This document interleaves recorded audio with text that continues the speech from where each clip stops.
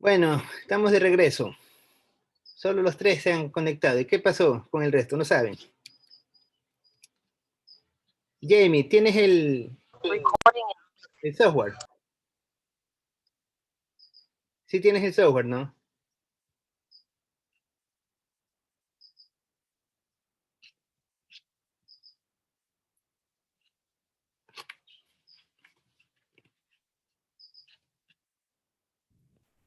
Bueno, espero que ya todos tengan instalado el software, ¿no? Si alguien no ha tenido problema, lo que puedo hacer es después de la sesión, les puedo ayudar. Después de la sesión de clases les puedo ayudar. Lo que ahorita vamos a avanzar con la materia. Ya revisando lo que tenemos que ver.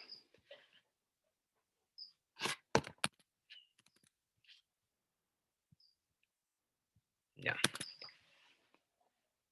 Y déjenme compartir pantalla. Ya, la clase anterior nosotros habíamos estudiado lo que era modelo de regresión.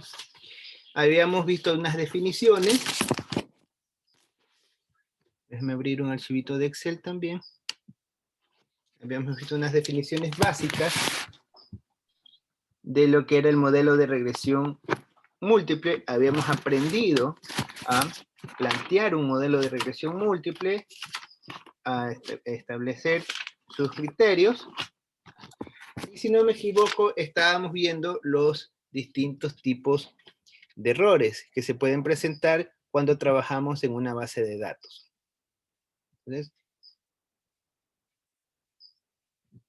Entonces nosotros tenemos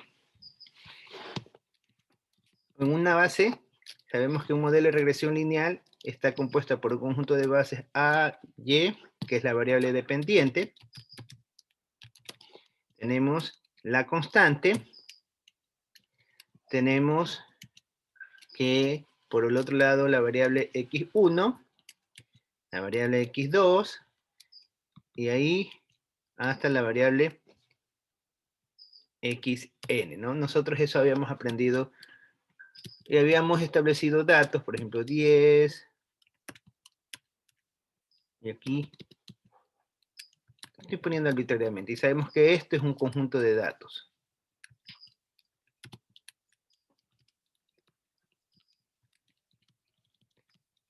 Eso nosotros habíamos aprendido la clase anterior, ¿no?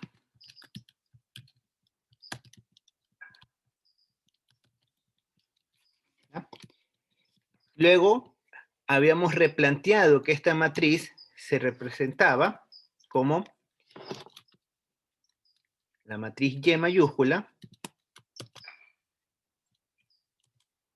la matriz Y mayúscula, y la matriz, ¿cómo es? A ver, vamos a ver si están ustedes al tanto.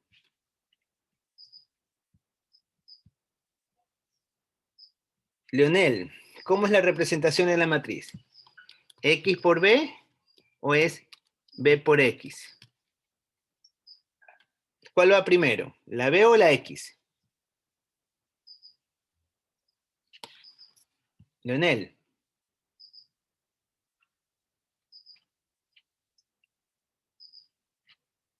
Jackson. B por X. Era primero la matriz beta, ¿no? Beta, seguro. ¿Cómo es B por X o X por B? X por B. X por B, ¿no? ¿Y cómo estaba conformada la matriz X? Iba a estar conformada inicialmente por una columna inicial que tiene representado a los unos, que eso es la constante. Entonces teníamos 1, y acá íbamos a tener cada uno de estos otros términos que corresponden a x1, x2 y xn. ¿Sí? Entonces,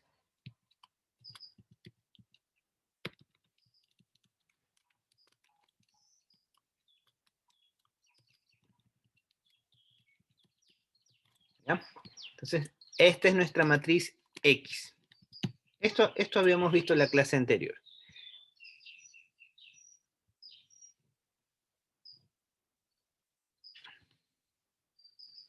Y esto que multiplica, obviamente, le voy a poner que esto es igual. La matriz Y.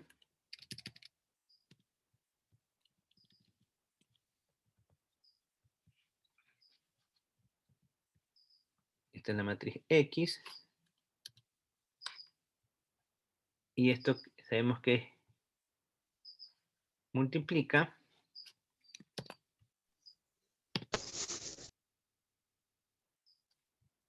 Esto que multiplica a la matriz B, que vendría a ser B sub 0, B sub 1, B sub 2, y acá vendría a ser B sub K. Donde sabemos que K representa al número de variables. Y de ahí les había facilitado las distintas formas de calcular X, Y y cada elemento, ¿no? Entonces, ahora en el Libius, vamos, aquí yo ya tengo identificada, este es el ejercicio 2.1, entonces lo voy a hacer directamente para que lo vean. Acá en la base de datos, que ya les había indicado dónde encontraban ustedes su base de datos, me voy al ejercicio 2.1. Como ya esta es una base de datos previamente almacenada, para simplificar el tiempo, le doy doble clic y ya tengo yo ingresada mis variables. Si ustedes observan, tengo un total de 30 observaciones integradas. Sí estoy grabando. Sí está grabando, ¿no? Sí está grabando. Pensé que no estaba grabando. Ya, disculpe. Entonces, al momento, voy a visualizar todas las variables, ¿no? Entonces le doy clic derecho, perdón, equivoqué de tecla.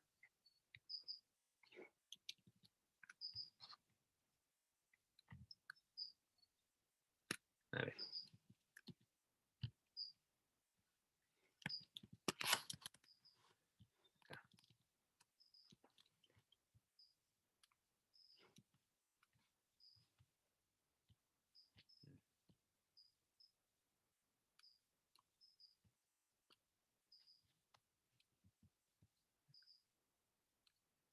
Ahí fue, con la tecla control. Entonces, selecciono todas las variables que yo tengo, le doy clic derecho, abrir como grupo. ¿Sí?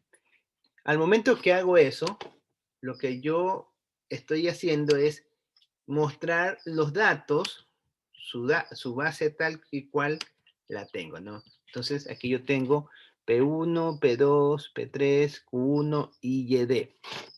Este ejercicio lo encuentran ustedes en el texto.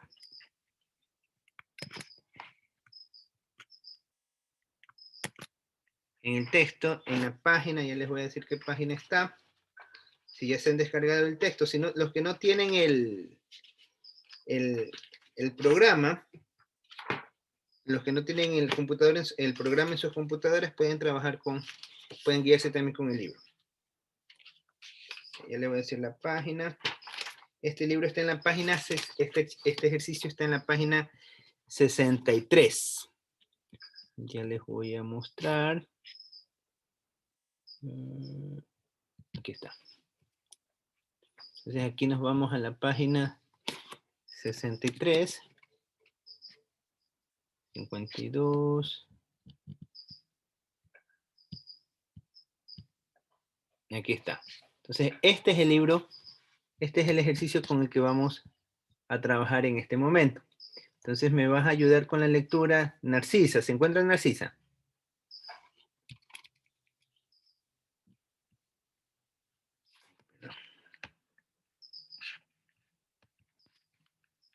Narcisa Campo.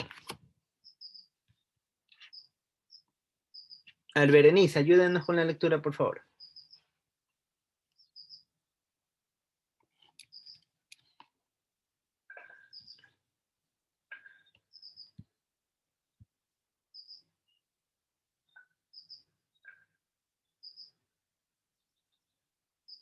Macarena.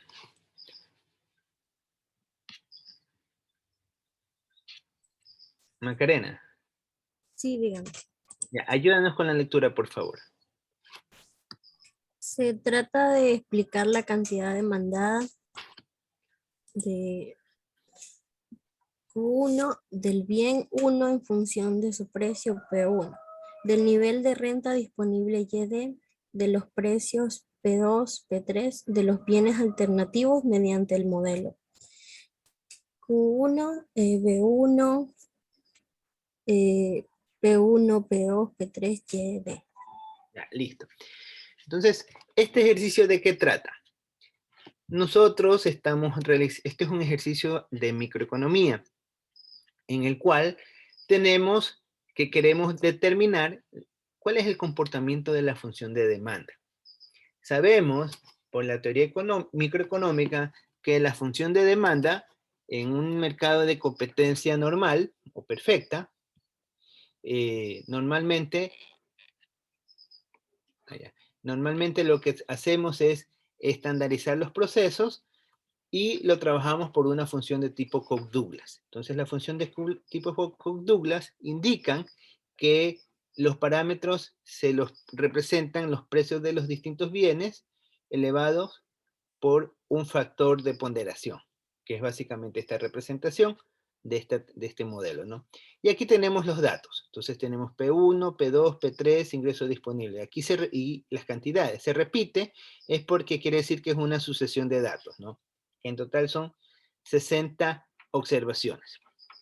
Vamos, aquí menciona que tenemos que ver la heteroscedasticidad. Pero antes de entrar a lo que es la heteroscedasticidad, vamos practicando, o vamos recordando, mejor dicho, cómo se trabajaba esta aplicación de EBIUS. Entonces, para ello, recuerden que este campo blanco que tenemos en la parte superior es el campo de comando. Aquí nosotros ingresamos las órdenes o las instrucciones al software para que la ejecute, o también si no nos acordamos los comandos podemos hacerlo directamente mediante el menú de instrucciones que está en la parte superior, ¿no?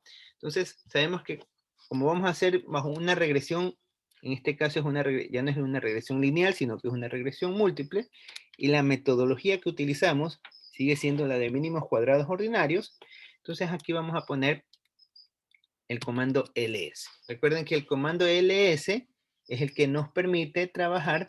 Voy a poner aquí una lupita para que lo puedan ver todos más grande en sus pantallas. Acá. Accesibilidad. Aquí está la lupa. ¿Ya? No cargo la lupita. Aquí está. Ya. Entonces, voy a poner esta cosa por acá abajo para que no interrumpa. Ya. Entonces, el comando con el que vamos a trabajar es igual ls, ¿no? ls. Voy a poner qué significa el ls. Esto es, le estás indicando realizar una regresión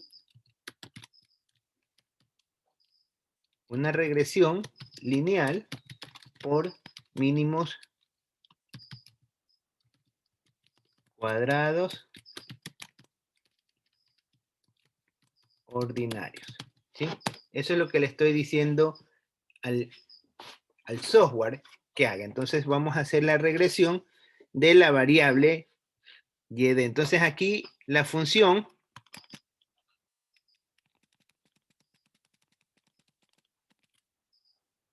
que tenemos, ¿quién es la variable dependiente aquí? ¿Quién es la variable dependiente? Q. Q, ¿no? Como la variable dependiente es Q, entonces tenemos que darle al software esa instrucción de que me determine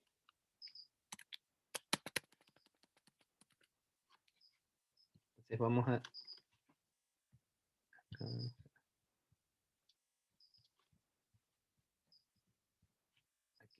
Entonces, pongo ls, espacio, pongo la variable dependiente, que es q, ¿sí? Tal como la tengo escrita aquí. Aquí la tengo como q1, entonces la tengo que poner del mismo modo, q1. Exactamente del mismo nombre, q1, q1. Pongo un espacio, pongo la constante, pongo otro espacio, declaro la primera variable, P1, que es la primera variable independiente, P2, la segunda variable independiente, P3, la tercera variable independiente, y finalmente YD, que es la cuarta variable independiente. Entonces tenemos que esto es un modelo de regresión múltiple, ¿ya? Y de ahí lo único que hacemos es dar clic en Enter. Al momento que damos clic en Enter, nos aparece nuestra regresión múltiple ejecutada. ¿Sí? De ahí nosotros habíamos estudiado en el primer parcial el estadístico R, el estadístico F. Habíamos visto las probabilidades, entonces ya nosotros estamos en la capacidad de discernir qué es lo que está pasando con este modelo. Lo primero que tenemos que ver en las pruebas globales es qué nos indica la probabilidad del estadístico F. Esta probabilidad sabemos que tiene que ser menor al 5%. ¿Por qué tiene que ser menor al 5%? Porque estamos diciendo que los coeficientes estadísticamente son significativos o son distintos de 0 y por lo tanto se puede realizar estimaciones por la metodología de mínimos cuadrados ordinarios. Entonces vemos que este valor es muy por debajo del 5%, entonces lo que significa que el modelo es aplicado, es válido. Lo siguiente que nosotros analizábamos era qué ocurría con el R cuadrado. Inicialmente, cuando es modelo de regresión simple, nos interesa el R cuadrado, pero cuando tenemos el R cuadrado, una regresión múltiple, tenemos 1, 2, 3, 4 variables, tenemos más de una variable, entonces ahí nos vamos a tener que fijar principalmente en el R cuadrado ajustado. Vemos que es 0.59. ¿Qué nos indica ese rubro? Nos está mencionando que el modelo se explica en sus variables independientes en un 59%, es decir, de que es medianamente robusto. O sea, tenemos de que es un modelo que se puede mejorar de alguna manera. Esas son las pruebas generales que habíamos visto en las pruebas globales. De ahí nos enfocamos en las pruebas individuales. En las pruebas individuales, básicamente lo que nosotros estudiamos es la probabilidad del coeficiente que representa cada variable. Veíamos su distribución estándar, ¿sí? Veíamos cada una de estas cosas y la empezamos a analizar. Nos interesaban que todos sean menor al 5%. Aparentemente todas estas variables están bien. No hay ningún tipo de inconveniente. No hay ningún tipo de problema, aparentemente todo está bien. Pero resulta que cuando nosotros vamos a hacer econometría, vamos ya a analizar, existen ciertas situaciones que se dan o que hay que tener en cuenta al momento de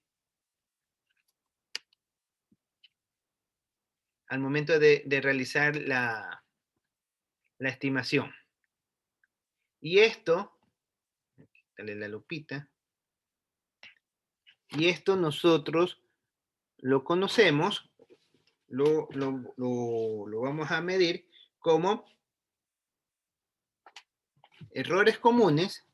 Lo voy a poner en un archivito de Word, mejor lo voy a abrir.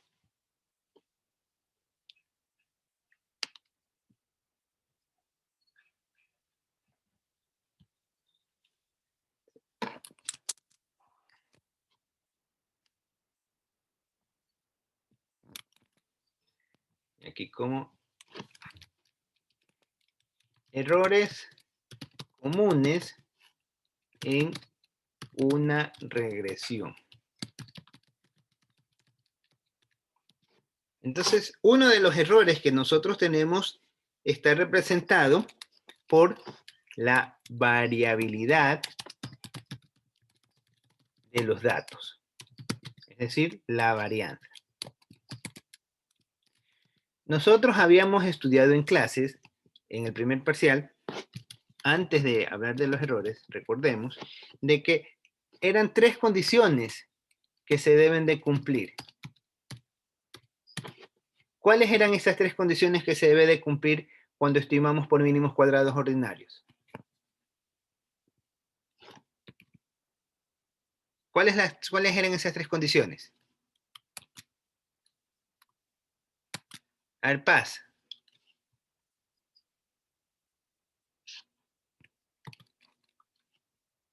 Jorge, nada, Jorge.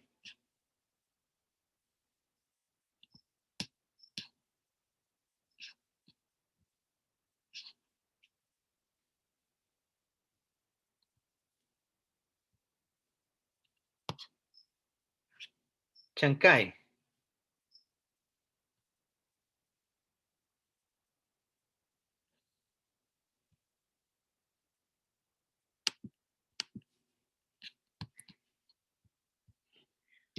Bueno, entonces las 3 condiciones que se deben de cumplir, la primera condición consiste en que debe de ser insesgado, debe ser consistente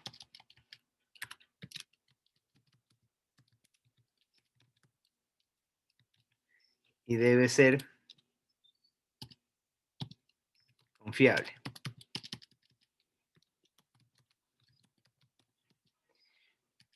Esto, ya cuando estamos hablando en términos del error,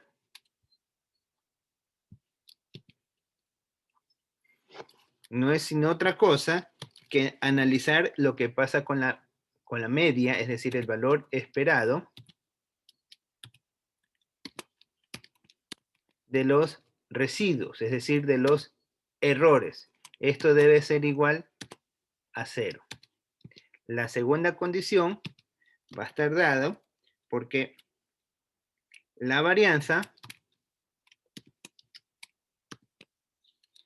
de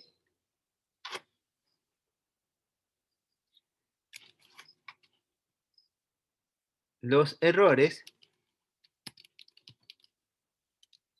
tiene que ser igual a un valor constante. Un valor constante en el tiempo, es decir, va a ser estable y constante. Y la tercera condición es que la covarianza entre el valor U y el valor UT, acuérdense que U es el dato del residuo, es igual a la matriz diagonal de varianza. ¿Sí? Entonces, estas son las 3 propiedades que normalmente hemos estado conversando. Entonces, lo que ahora vamos a estudiar es qué ocurre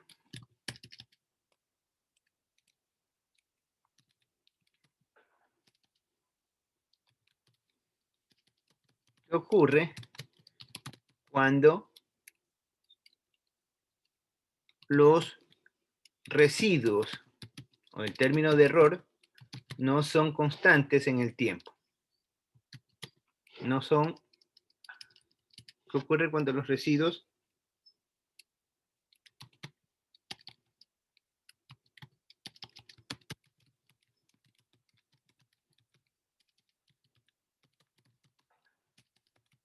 ya, vamos a ver qué ocurre aquí.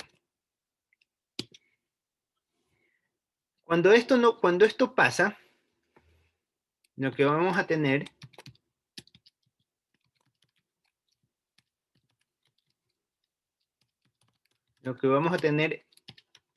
es la presencia de algo que se llama heterocedasticidad. Esta presencia de heterocedasticidad lo que va a ocasionar o lo que va a generar es que los datos al momento de estimar no sean confiables. Entonces vamos a tener que la estimación en términos del error de dispersión del error no van a ser confiables. ¿Ah? Entonces, eso es lo que vamos hoy, el día de hoy a aprender a identificar. Entonces, vamos a ver acá.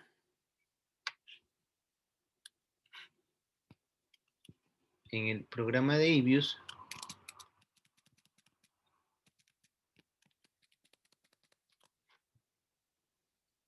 ¿Cómo se mide eso? Entonces, lo primero que hacemos es tenemos nuestro modelo de regresión. Tenemos la regresión ya generada. Voy a darle nombre a esta regresión. Me voy donde dice name. Y aquí en name le voy a poner como ecuación 1, la ecuación primaria. Entonces, pongo OK. Y el momento que genero eso, ya me registra la primera ecuación, ¿no? Que es la que he generado, que es el modelo original. Para eso, ahora ¿qué es lo que vamos a hacer? A detectar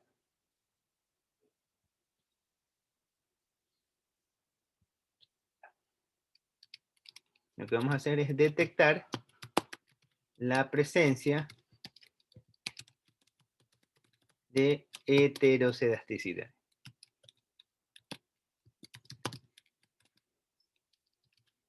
Voy a hacer más grande para que ustedes lo puedan ver.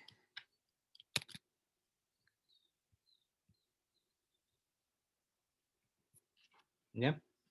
Vamos a detectar la presencia de heterocedasticidad. Para detectar la presencia de heterocedasticidad existen algunas metodologías.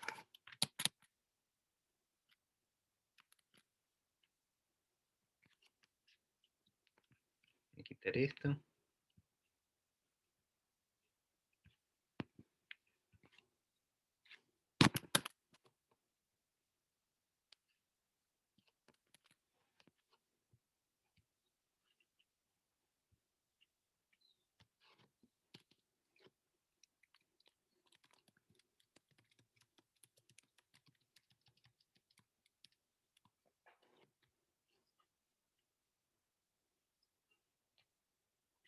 Para detectar la heterocedasticidad,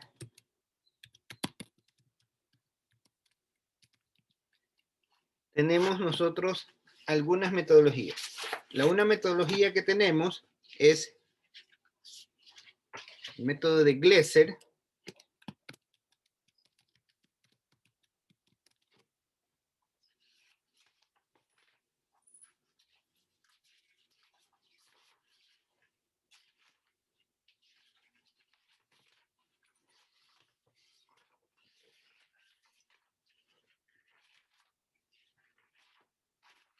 Ya les voy, espérenme un ratito.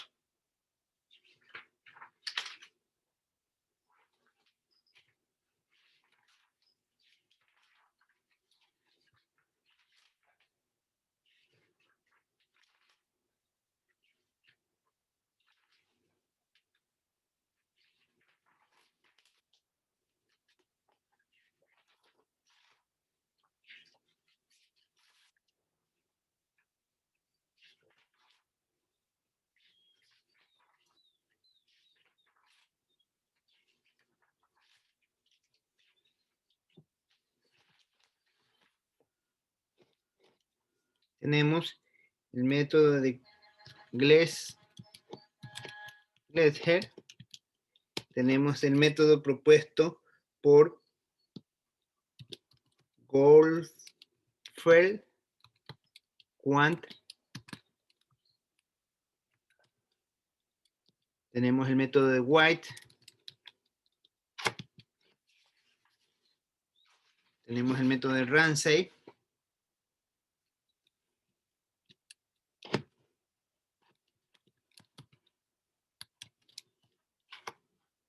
Y de Bruce Pagan.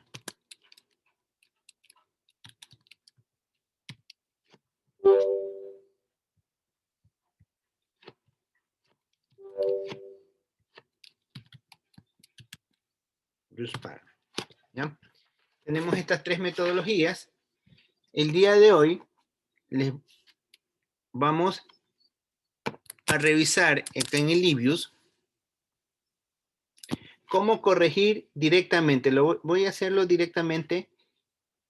Les voy a mostrar cómo identificar si existe o no existe el problema de heterocedasticidad directamente en el software. Entonces ustedes van a ver que aquí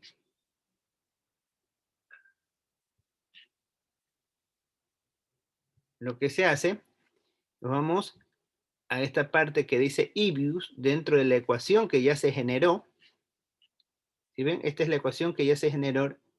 Aquí nos vamos a View, buscamos en Residual Test, y en Residual Test seleccionamos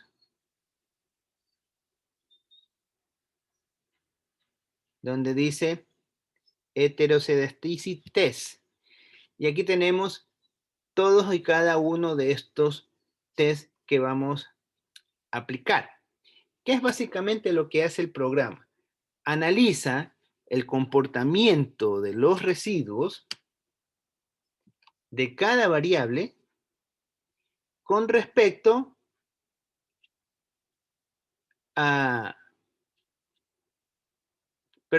analizamos el valor de cada variable, es decir, si los datos de X1, de X2, de X3 y X4 presentan algún tipo de relación lineal con respecto a sus residuos. Entonces, ahí vienen metodologías que son propuestas por distintas personas que se hacen cada uno de unos tests.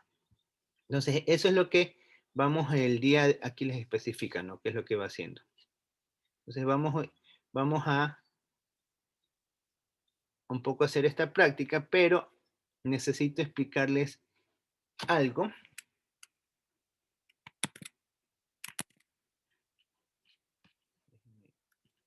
Darle esto.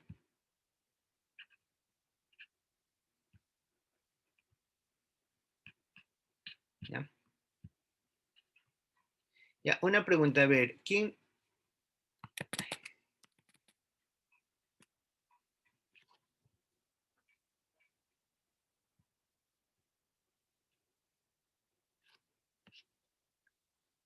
Noelia Torres se encuentra. Noelia Torres. Sí. Ya. Noelia, una preguntita. ¿Usted tiene el software instalado en su computadora ahorita? No, estaba instalándolo, pero no podía. Voy a ver si lo puedo instalar. Ya, nosotros tenemos hoy día clase hasta las 10 o hasta las 9, no me recuerdo. Hasta las 10. Ya nos quedan 10 minutos. Ya miren, el tema del software, ustedes aquí tienen clase ustedes también, ¿no? Sí. Ya. Traten para la próxima sesión, este viernes creo que es feriado, ¿no? Sí. Ya, traten para la otra sesión ya tener instalado el software. Si todos tener instalado el software. Entonces, dado que no hay mucho el software, entonces no es muy operativo de que yo me ponga a estar haciendo explicando y no tengan cómo seguir. Creo que son 2 o 3 personas que tienen nomás el programa. Lo que voy un poco es a retomar el tema del... ¿Dónde está? De la definición de heterocedasticidad.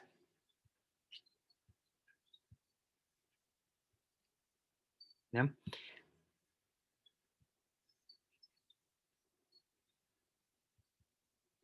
Déjenme compartir nuevamente acá.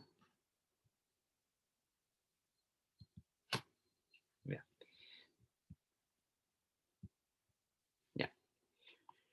Vamos a mencionar, o vamos a ver, ahorita les voy a explicar en estos minutos que tenemos, qué es lo que ocurre con la heterocedasticidad, por qué es importante analizar el tema de la heterocedasticidad. Acuérdense que nosotros habíamos estudiado en clases de que la metodología que nosotros utilizamos para estimar mínimos cuadrados ordinarios analiza lo que es el teorema del límite central. En este teorema, bueno, en este teorema, nosotros utilizamos la definición de Gauss-Markov. ¿Se acuerdan? De Gauss.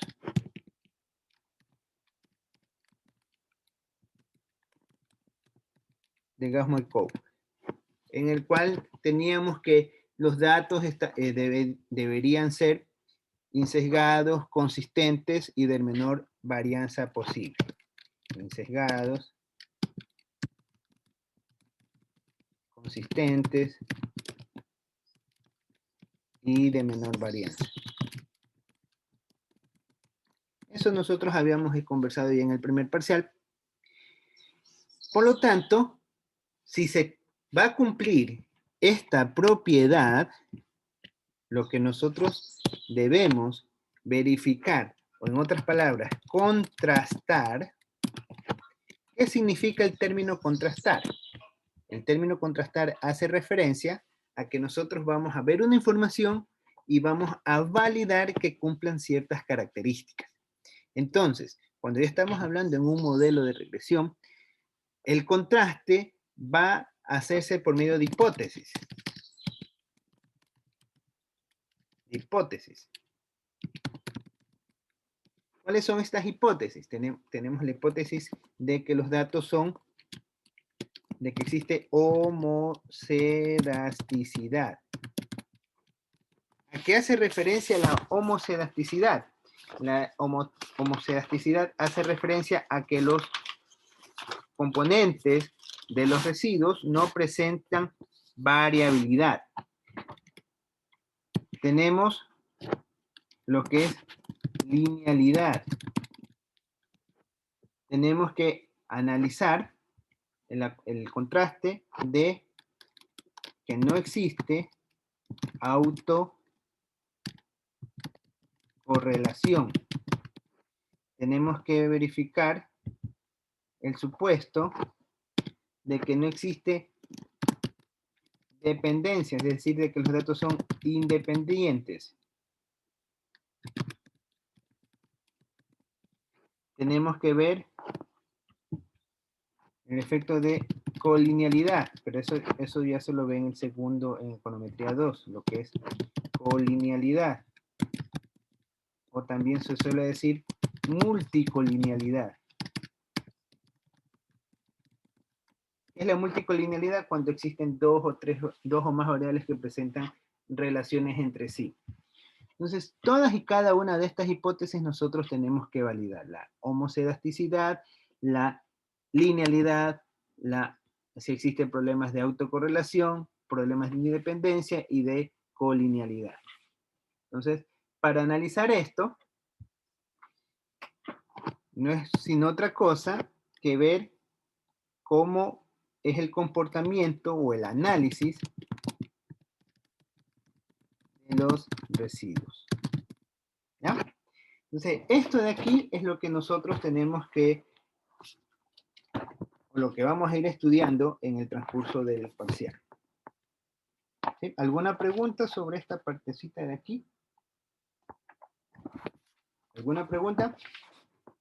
Yo les voy a cargar en el aula virtual qué materiales ustedes tienen que venir revisando previamente desde sus casas. ¿Sí? Para la próxima sesión, ustedes van a encontrar un material que habla acerca sobre la heterocedasticidad. Para la próxima clase vamos a retomar el tema de lo que es la heterocedasticidad, es decir, que se debe de cumplir el principio de homocedasticidad. ¿Ya? Vamos a quedarnos hasta aquí, porque ya creo que se acaba el tiempo, y voy a ir tomando lista. Entonces, por favor, atentos a la lista, ¿ya?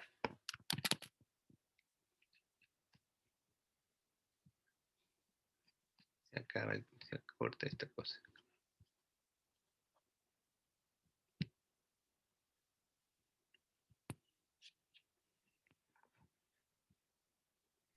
Ya a ver.